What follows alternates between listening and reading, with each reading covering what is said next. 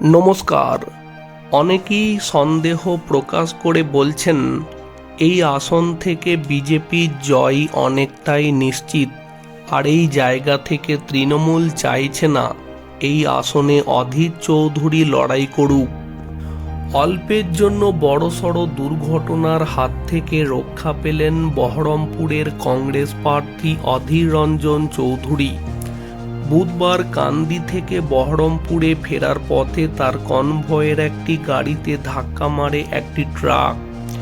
ওই গাড়িতে থাকা একাধিক নিরাপত্তারক্ষী আহত হয়েছেন বলে জানা যাচ্ছে। দুর্ঘটনার খবর পুলিশকে জানানো হলেও তৎক্ষণাৎ কোনো পদক্ষেপ করা হয়নি বলে অভিযোগ। এদিন কান্দিতে নির্বাচনী প্রচারে গিয়েছিলেন অধীর। প্রচারের পরে বহরমপুর ফিরছিলেন তিনি। সন্ধ্যা 6:45 নাগাদ জীবন্তী এলাকায় দুর্ঘটনাটি ঘটে। অধীরের এক সঙ্গী বলেন, পেছন থেকে এসে একটি ট্রাক কনভয়ের একটি গাড়িতে ধাক্কা মারে।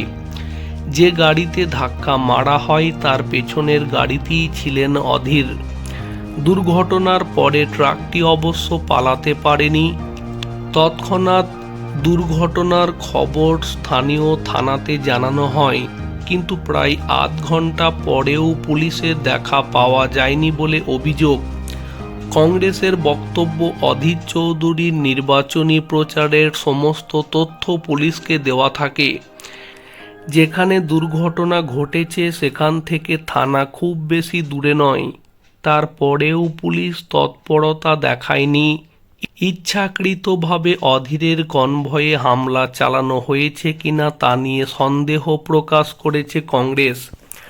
অন্যদিকে ঘটনার খবর পেয়েই কমিশন রিপোর্ট চেয়ে পাঠিয়েছে। ঘাতক ট্রাকটিকে আটক করেছে কান্দি থানার পুলিশ।